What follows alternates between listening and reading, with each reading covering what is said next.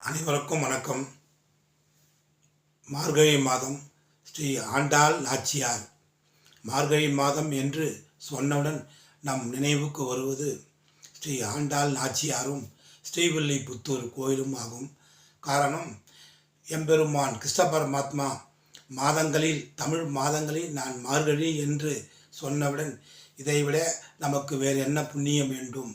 அப்பேற்பட்ட அற்புதமான மாதம்தான் இந்த மார்கழி மாதம். இந்த மாதத்தை நாம் அனைவரும் பயன்படுத்தி கொள்ள வேண்டும்.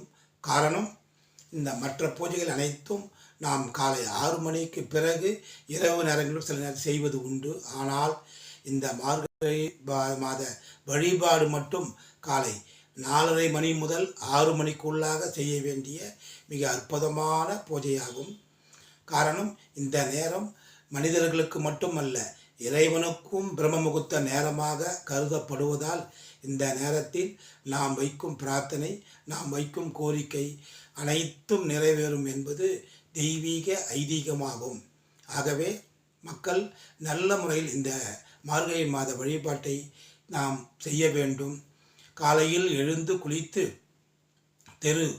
அதாவது நுழைவு வாசலில் ஒரு விளக்கும், நுழைவு வாசகாலில் இரு விளக்கும், பூஜை அறையில் 2 விளக்கும் நாம் ஏற்றி வழிபாடு செய்ய வேண்டும்.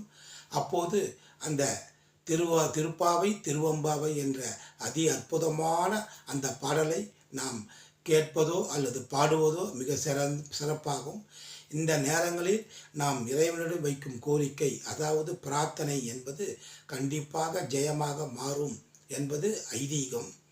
இந்த நேரத்தில் நாம் கடுமையாக விரதம் எதுவும் இருக்க வேண்டிய அவசியமில்லை.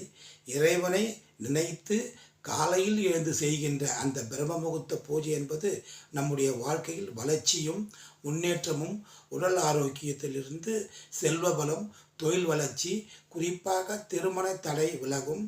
இந்த நேரத்தில் செய்கின்ற பூஜைக்கு ஆண்டவனே குழந்தையாக வந்து பிறப்பார்.